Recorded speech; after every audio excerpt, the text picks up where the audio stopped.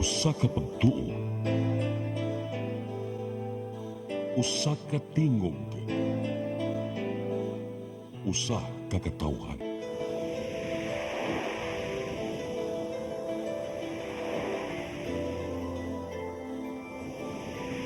Cebu Catholic Television Network.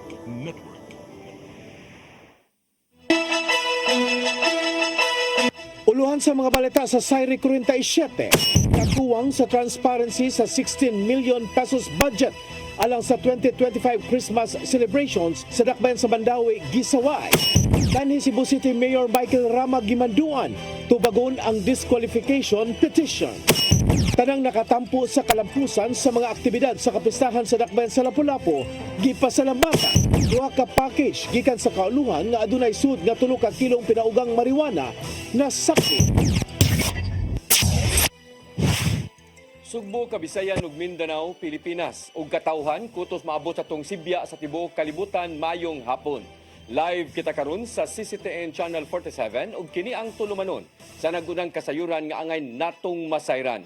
Sa nga ni Attorney Danica Caballes, ako si Dennis Tabar ug kini ang Sayri 47.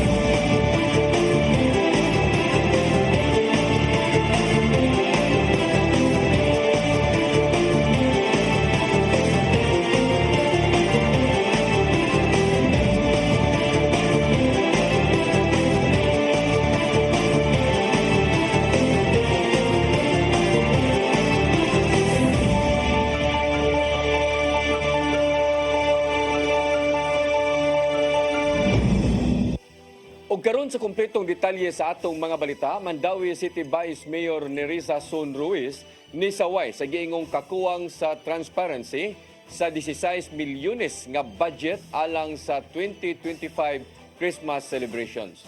Ang kasayuran ihatod ni Mary Rose Sagarino. Gikwestiyon ni Vice Mayor Nerissa Son Ruiz ang Executive Department tungod sa kapakyas pagbutyag sa eksaktong gidaghanon sa mga empleyado nga makabenepisyo sa 16 milyones pesos nga budget alang sa mga ham o Christmas party sunod tuig. Gisaway ni Ruiz kung anong gipugnan ang paghatag sa maong impormasyon. Si Ruiz ni mando sa sangguniang Panlungsod Secretary nga mangayo og detalyadong listahan sa mga empleyado gikan sa Human Resources Department ni adtong Nobyembre 14. Apan ang hangyo gipasa ngadto kang City Administrator Attorney Jamaal James Kalipayan isip-isip kabahin sa internal procedures. Gitubag si Son Ruiz nga kinahanglang mopasa og resolusyon kabahin niini aron mahatag ang detalye. Ang detalye una nga gipangutanan ni Ruiz sa ilang session ni atong Nobyembre 11 sa wala pa ang pagpasar sa annual budget nga 4.5 billion pesos. Gipangutanan ni Ruiz ang budget officer nga si Attorney Giovanni Tianero sa gidaghanon sa mga empleyado kay gigahinan man og 16 milyones pesos apan wala natubag ni Tianero tungod nakalimot siya sa numero. Matud ni Ruiz nga gusto niyang masayran ang gidaghanon sa mga empleyado aron mahibaw-an kung alokasyon ubos ba sa budget, makatarungan o sobrara ang gasto.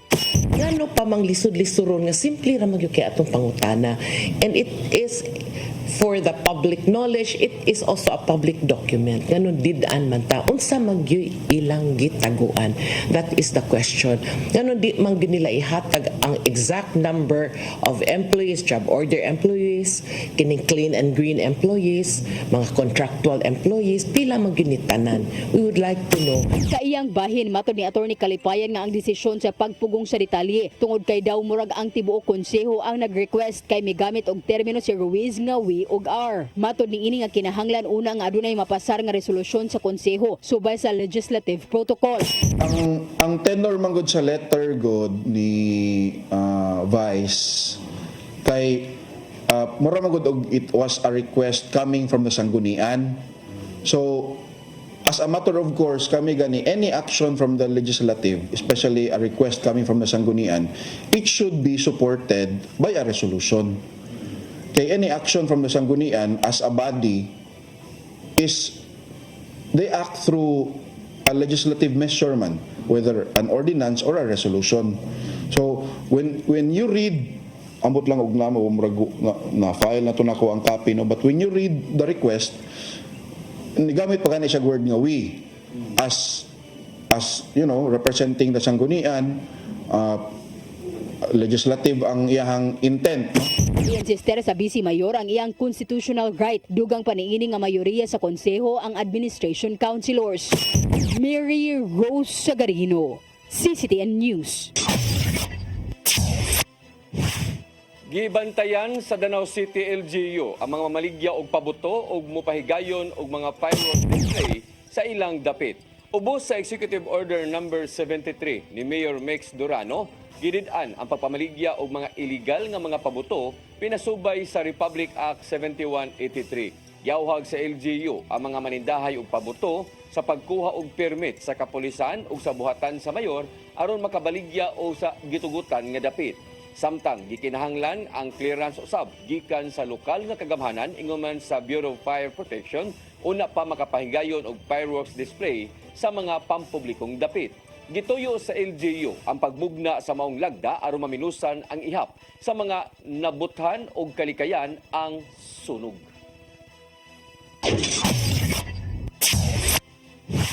Department of Energy Visayas miauhag sa mga LGU nga ilakip sa plano ang pagbaton og alternatibong tinubdan sa kuryente. Subay kini sa gilaumang pagkanipis sa supply sa kuryente dinhi sa rehiyon sa mosunod pang mga katuigan.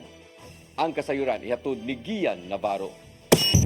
Usa sa mga gikampanya sa Department of Energy mao ang pagbaton og alternatibong tinubdan sa kuryente sa Kabisayan gikan sa kalikupan kon renewable energy.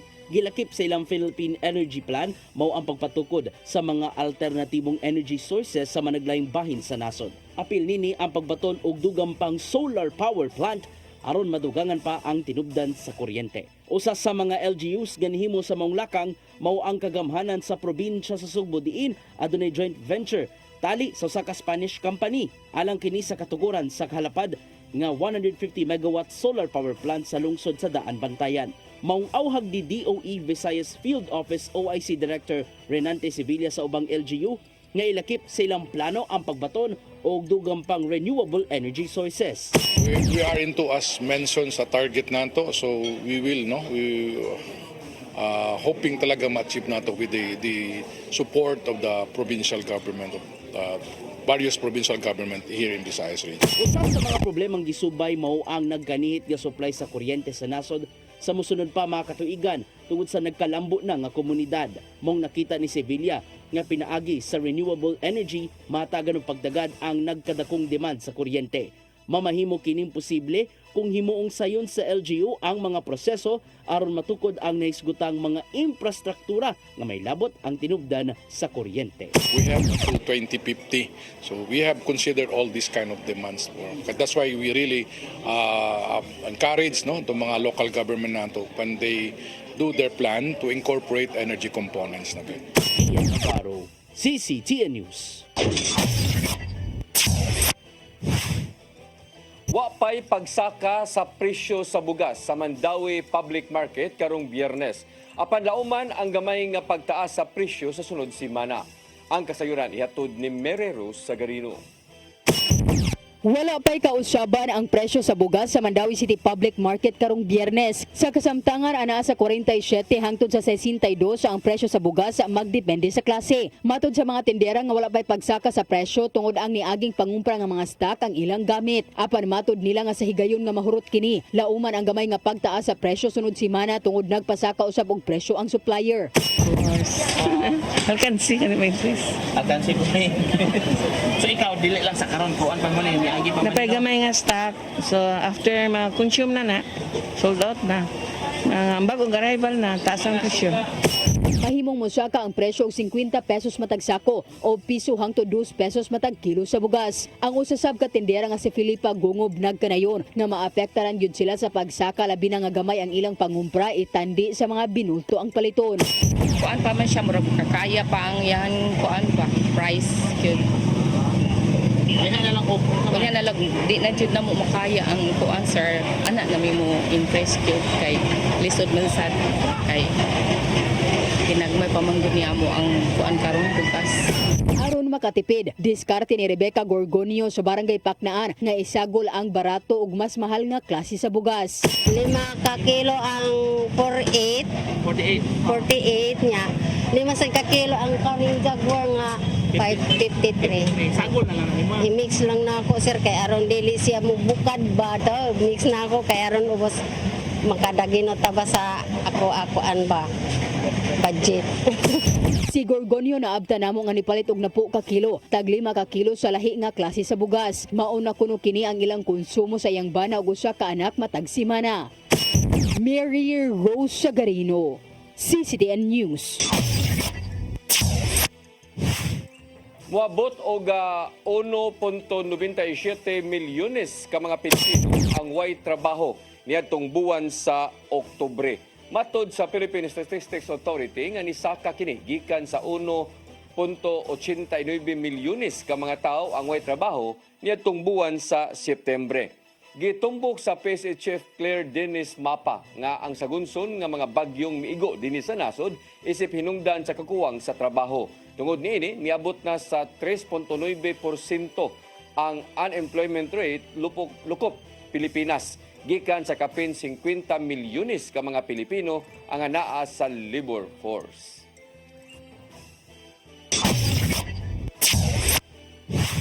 Nakadawat og hinabang ang mga nasunugan gikan sa tulo ka mga barangay sa dakbayan sa Sugbo aron makapagtukod ang kinugbalik sa ilang panimay. Nangunay si Mayor Raymond Alvin Garcia karong adlaw sa pagpanghatag sa maong nga mga hinabang ngadto sa mga nasunugan gikan sa mga barangay Tinago, Basak Pardo ug Mambaling. Nakadawat usab ang mga beneficiary og tag 10,000 ka pesos nga Emergency Housing Assistance Program gikan sa National Housing Authority. Gilauman ni Mayor Garcia nga makabangon ang mga apektadong residente human sa nitubong katalagman sa nangaging nga buwan.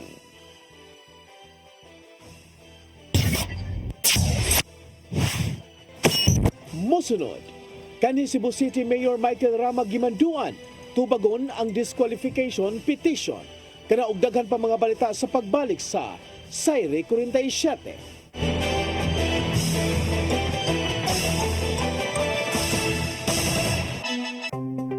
Discover the beauty of the Philippines.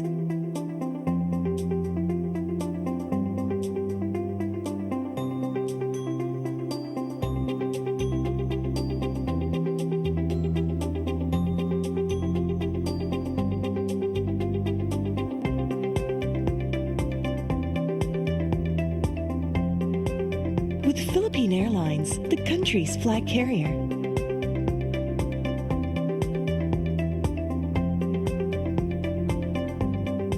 The airline that lets you feel the warmth of the nation.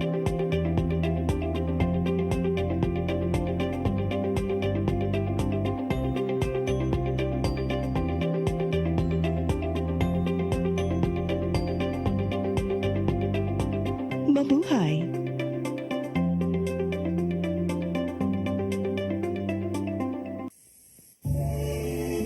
Ben Zubiri, kompositor, artista sa bantawan, pelikula o radyo. Mas nailhan sa ngang Iyo Carbo. Si Ben Zubiri ang isuwat sa way kamatayong awit Matod Nila.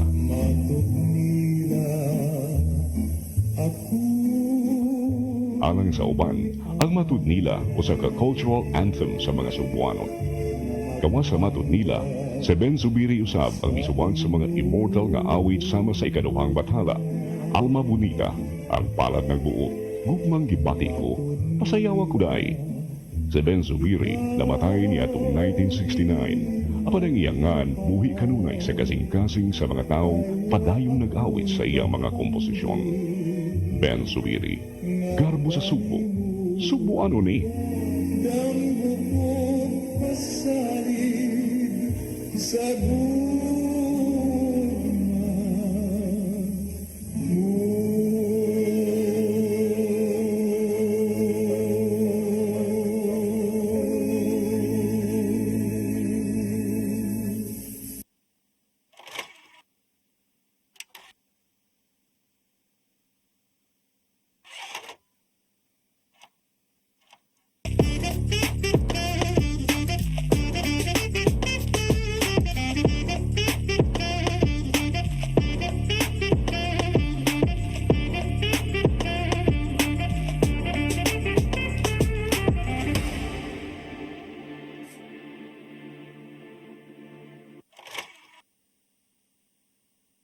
Start today. Unlock the secret to a healthier you. You're worth it. Health is wealth. Health Plus, City Flow, and Health Lift Plus. Health is wealth. Your path to a new start. Nutrition, Exercise and elimination. water, Sunlight. temperance, Air. rest and recreation. And most of all, Trust in God. Learn from our doctors. Be blessed by the testimonies of our overcomers. Ang inyong programa, Alam sa may sakit, walay sakit, ug dili ganahan magkasakit. Ozone Med Wellness Clinic News Start. Napapanood every Saturday 8 to 9 a.m. Og ang replay airing matag Miyerkules 1:00 hangtod 2:00 sa hapon. Dinhilang sa CCTN Channel 47. New Start, Ozone Med Health and Wellness Talk.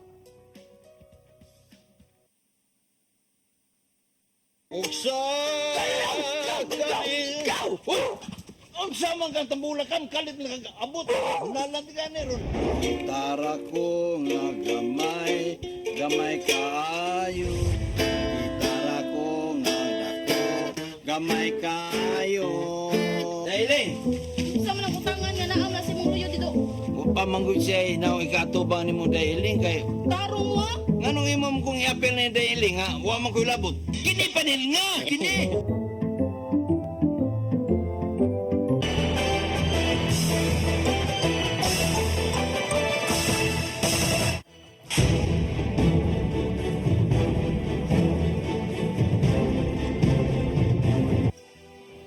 Balik sa ato mga balita, Commission on Elections First Division ni Mando kang kanhi Cebu City Mayor Michael Rama sa pagtubag sa disqualification petition nga giatubang.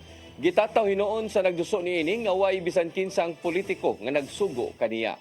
Ang kasayuran ihatod ni Gian Navarro. Gitahasan sa Commission on Elections First Division si dismissed Cebu City Mayor Michael Rama sa pagtubag sa petition for disqualification alang sa umabot nga eleksyon sulod lang sa 5 ka adlaw. Sa gipadalang sumon niya tung Disyembre 5 nga pirmado ni Attorney Genesis Gatdula, buti lang matubag ni Rama ang pasangil gikan sa petisyon nga giduso ni Jundel Buntuyan batok kaniya. Ubos usab sa petisyon ni Buntuyan, gimug-atan niya nga kinahanglan ma-disqualify ang kanhi mayor human gitangtang sa ombudsman tungod sa kasong grave misconduct o nepotism. Gibutag ni Buntuyan nga gikinahanglang ilhon sa COMELEC ang nimong desisyon sa ombudsman bahin sa mong kaso. Gitata usab diya nga walay bisan kinsang politiko o opisyal sa gobyerno ang nagsugo kaniya sa pagduso niini. Na may desisyon nga disqualified kasi matagaan na to og desisyon matagaan na to kapilian ang tao ba nga kasi mopili ang tao niya unya instead siya ang ganahan sa tao unya ma-disqualified or dili gyapon kalingkod so unfair pod sa mga botante. Sa kasamtangan, makadagan ra si Rama human niluwat og temporary restraining order ang Supreme Court sa COMELEC bahin sa cancellation sa Certificate of Candidacy ngadto sa mga naay dismissal order gikan sa ombudsman. Kung galing ma-disqualify man si Rama kung mahukman sa COMELEC, posibleng di siya malakip sa official list of candidates sa pagkamayor sa Cebu City. Gisuwayan sa pagkabot sa news team si Rama bahin sa mong sumon apan wala pa siya nitubag ning pagkutlo sa balita. Gian Navarro, CCTN News. Sa 60 pesos nga aumento matag adlaw nga suhulan alang sa mga job order employees sa Lapu-Lapu City Hall ipatuma na sugod sa Enero sunod tuig. Apan giklaro nga ang ordinansa napasar og epektibo sunod buwan. Ang kasayuran ihatod ni Cristel Joy Filerca. Makatagamtam og aumento sa ilang matag adlaw nga suhulan ang kapin 3,700 ka mga job order employees sa Lapu-Lapu City Hall sugod sa Enero tuig 2025. Kinihuman nga mipasar og ordinansa ang Konseho sa Dakbayan ni adtong milabay nga semana nga aumentohan og 60 pesos ang daily compensation sa mga job order employees sa City Hall. Apan epektibo ang maong ordinansa gikan ni adtong Enero tuig 2024. Ug tungod kay niadtong Enero maning tuiga magsugod ang pagtaas sa suhulan, ang mga job order makadawat sa ilang differential sa dili pa ang Disyembre 15 para lang kana sa buwan sa Enero hangtod sa Oktubre. Matod ni City Councilor Annabeth Quizon nga ang differential sa ilang buwan sa Nobyembre ug Disyembre adto na nila madawat sa sunod nga tuig. Dugang paniana, madawat na usab nila ang ilang 8% nga conditional compensation premium kon CCP, kinihuman nga mipalabang usab og resolusyon ang konseho sa pag-release niini sa dili pa ang Disyembre 15. Ang CCP dugang kini sa ilang inadlaw nga suhulan. Sama sa differential, ang 8% nga CCP gikan sa buwan sa Enero hangtod sa buwan sa Oktubre ning tuiga pa ang ilang madawat. Sa sunod tuig na ang buwan sa Nobyembre ug Disyembre. Mato ni Konsehal Quizon, gibuhat kini nila aron nga adunay madawat ang mga job order employees karong Disyembre. May 8% CCP plus ang ilang differential from January to October. Mao na siya matawag nga bonus kaya ang job order personnel wa man siya employee-employer relationship. So dili gid sila qualified to receive bonuses from the local government. So mao ni siya nga atong gihimo nga makadawat silang differential para at least naa sila ilang matawag nga bonus from the city. Cristel Joy Filerca, CCTN News. Media law expert sa Sugbom ni pahinumdom sa mga sakop sa media nga magmatngon kanunay sa pagbalita ilabi na ning panahon sa eleksyon.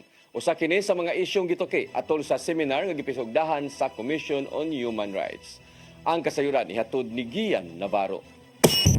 So sa ka-seminar nga gipaygayon sa University of Cebu Banilad Campus, usa sa mga isyong gituki ngadto sa mga sakop sa media mao ang mga lagda ubos sa Cybercrime Prevention Act. Ilabi na nga sagad maygo sa cyber libel ang mga sakop sa media nga igo lang naghatod sa mga mahinungdanong impormasyon.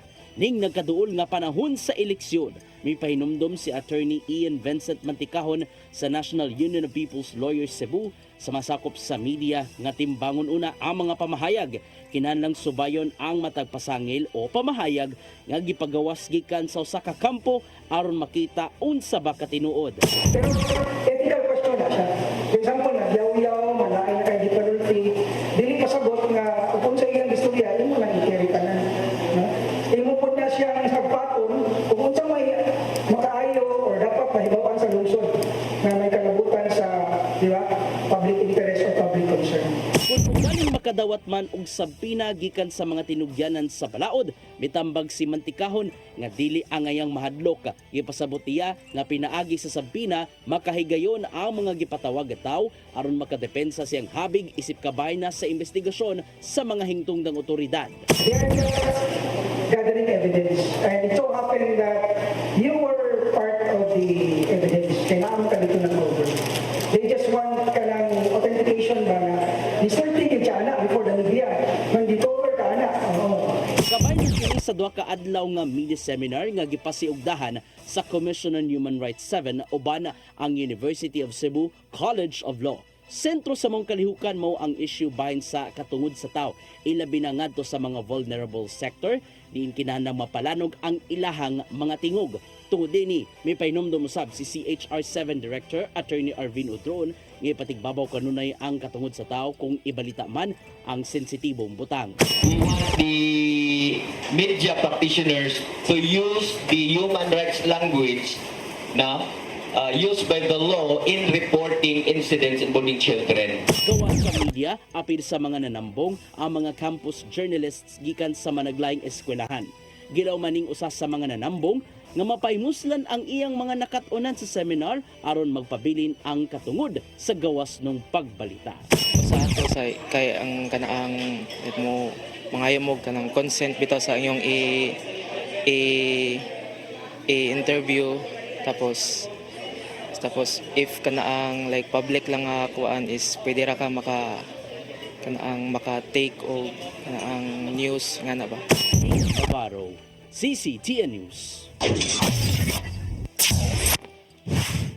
Upat ka mga batang managsuon nga na-rescue sa barangay Punta Inganyo, Dakbayan sa Lapu-Lapu, dili pa ibalik sa inahan matod sa City Social Welfare and Development Office.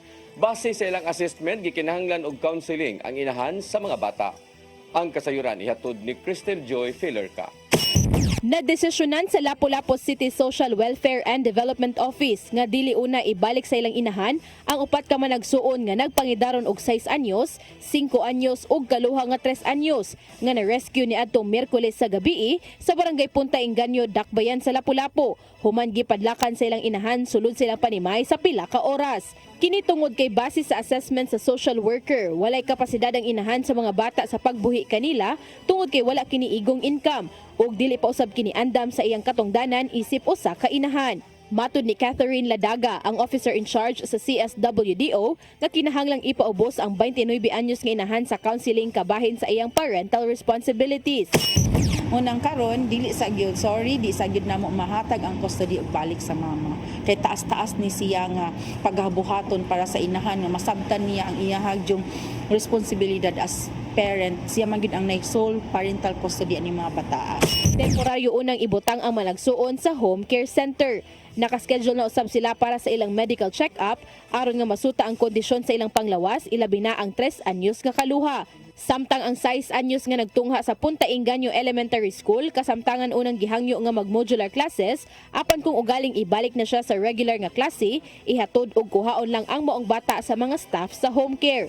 Samtang andam nga motabang ang CSWDO sa inahan, pinaagi sa paghatag kaniya og livelihood assistance, apan kini kung makita na sa mong buhatan nga andam na siya sa iyang responsibilidad. I-ready sa gyud namo siya as parent, no, para masabtan niya ang iyahang responsibilidad as ginikanan. Dugang pa nila Daga nga hangtod nga dili pa nila makita nga andam na ang inahan, magpabilin ang mga bata sa home care alang na usab sa ilang kaayuhan. Hinuon, gitugutan ra ang inahan nga makabisita sa iyang mga anak nga walay limitasyon sa oras. Cristel Joy Felerca, CCTN News. Daghang mga nasod ni simpatiya karon sa Pilipinas sa lain nga insidente sa West Philippine Sea, kini human nga gipasiritan o gibanggaan sa Chinese Coast Guard ang barko sa BIFAR sud sa Baho de Mansilok. Ang kasayuran ihatod ni Gian Navarro. Nagkadaghana ang mga nasod nga misupak sa binuhatan sa China sulod sa West Philippine Sea, ilabi na ang bahin sa laing pagpanghinubra nila ngadto sa mga sakyan ng pandagat sa Pilipinas. Niadtong Miyerkules, nangunay ang Chinese Coast Guard vessel sa pagpasirit og water cannon ngadto sa barko sa Bureau of Fisheries and Aquatic Resources. Gibanggaan usab sa mga tripulanteng Chinese ang barko sa BIFAR sulod mismo sa Baho de Masinloc.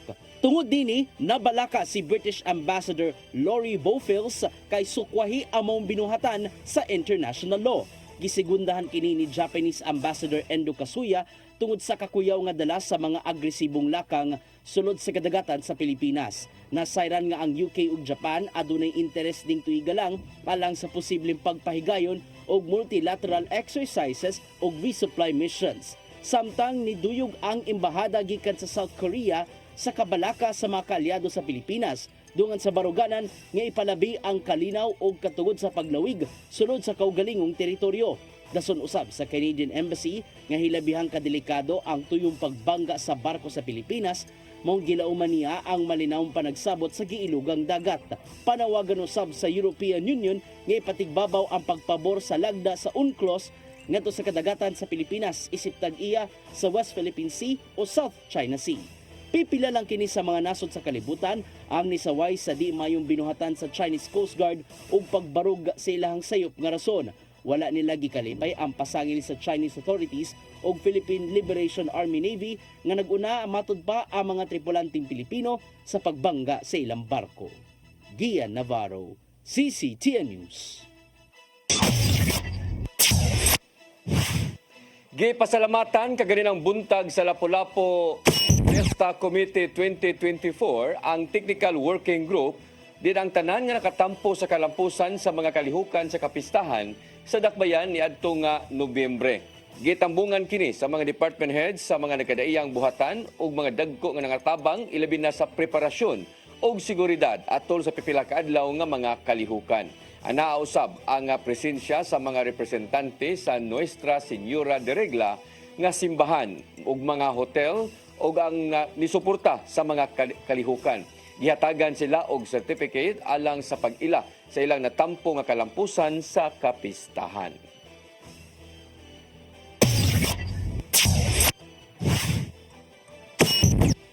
Mosunod, duha ka package gikan sa kauluhan nga adunay sud nga 3 ka kilong pinaugang marijuana na sakmit. Kana og daghan pa mga balita sa pagbalik sa Sayre 47.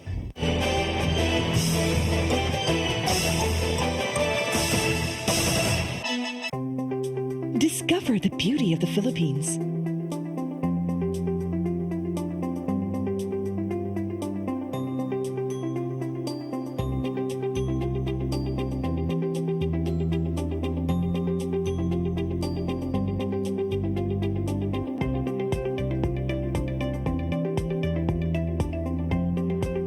With Philippine Airlines, the country's flag carrier.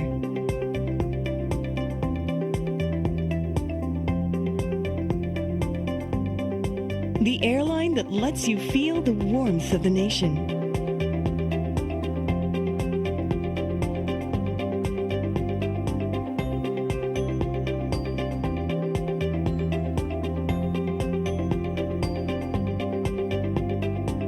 Mabuhay!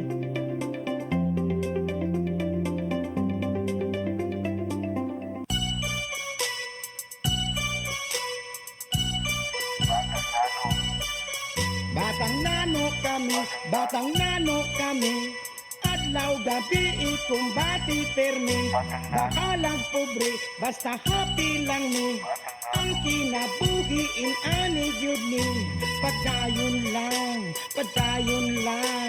suko sa hagit bisag matulimbang, padayon lang,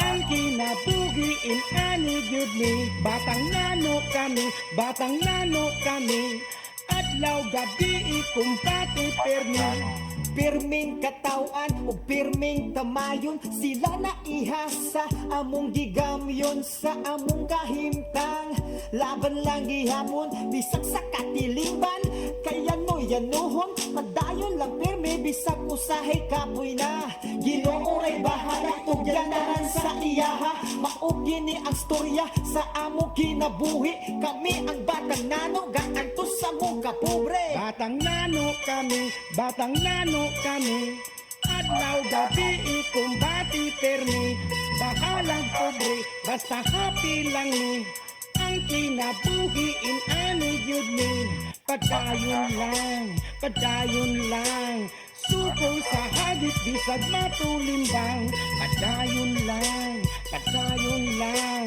ang kinabuhiin ani gyud ni, sa matag adlaw na pagsuway among ang kayanon, kinahanglan nga anaron among kaugalingon, maning kamot kada adlaw para lang na ay makaon, makakwarta lang gamay kami na magmalipayon, padayon lang perme bisag usahay kapoy na, Ginoo ray bahala itugyan tanan sa iyaha, maugi ni ang storya sa among kinabuhi, kami ang batang nano gaantos sa mong kapobre, batang nano kami,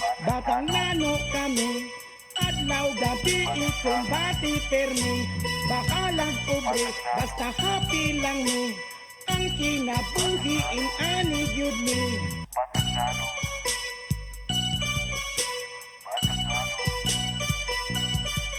batang nano kami, adlaw gabi ikumbati permi, Your path to a new start. Nutrition, Exercise and elimination. water, Sunlight. temperance, Air. rest and recreation. And most of all, Trust in God. Learn from our doctors. Be blessed by the testimonies of our overcomers. Ang inyong programa, Alam sa may sakit, walay sakit, ug dili ganahan magkasakit. Ozone Med Wellness Clinic News Start. Mapapanood every Saturday 8 to 9 a.m. Og ang replay airing matag Miyerkules 1:00 hangtod 2:00 sa hapon. Dinhilang sa CCTN Channel 47. News Start, Ozone Med Health and Wellness Talk.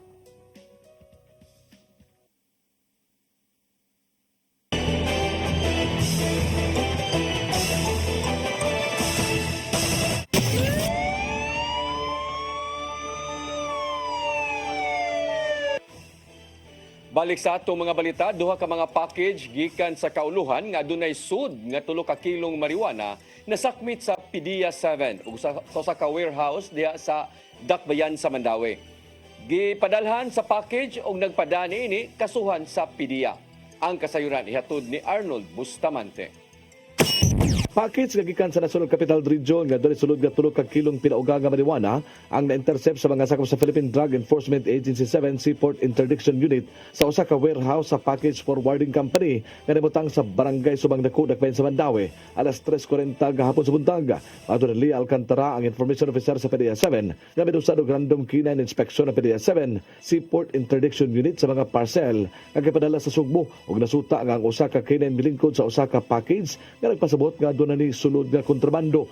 Dali nga gisusi ang sulod sa mga parcel ug nasuta nga 3 ka blocks nga pinaugang marijuana nga motimbang ang matag usa ug usa ka kilo nga doon estimated average market value nga 360,000 pesos. Ang mga illegal nga drugas ang giturn over sa PDEA 7 Regional Office Laboratory alang sa saktong disposisyon.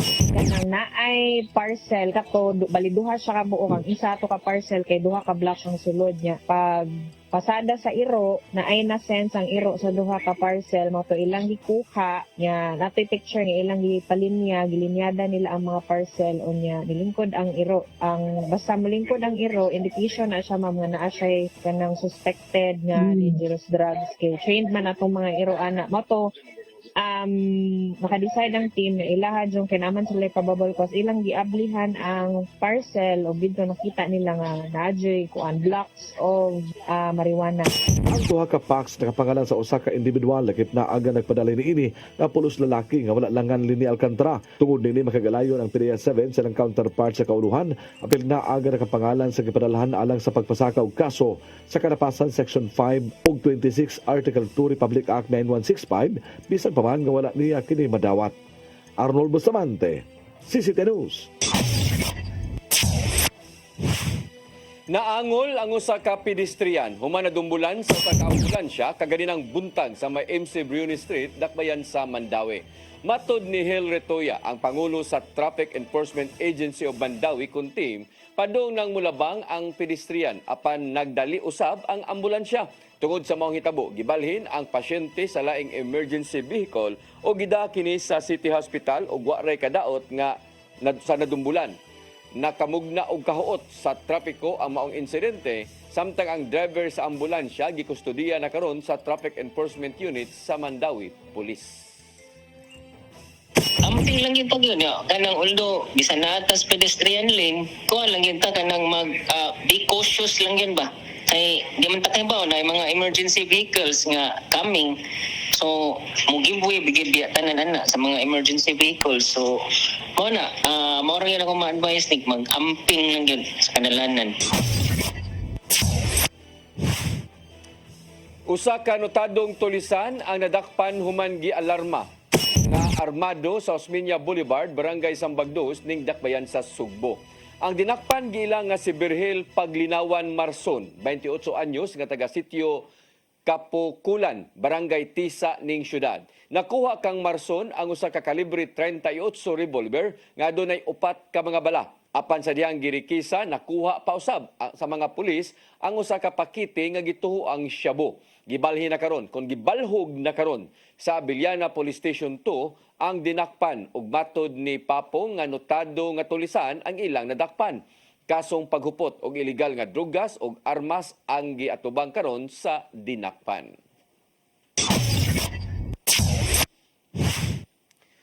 Mo kadto naglangkob sa atong mga balita sa Sayre 47 sangan kung sa atong Christmas countdown, 19 kaadlaw na lang sa dili pa ang Pasko. Sangan ni Attorney Danica Caballes, ako si Dennis Tabar. Hangtod Lunes pohon, dinig hapon sa inyong paboritong tulumanon, Sayre 47.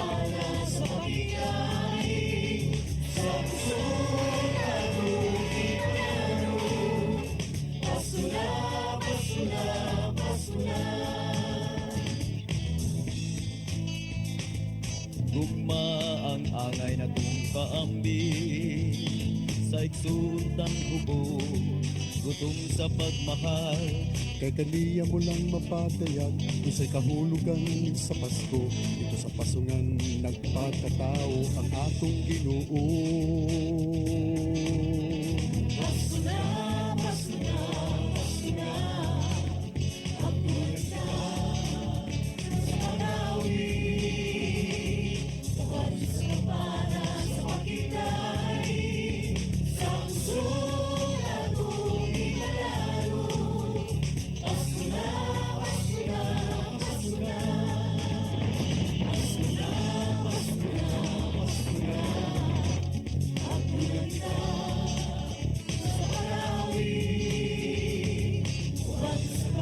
Start today. Unlock the secret to a healthier you. You're worth it.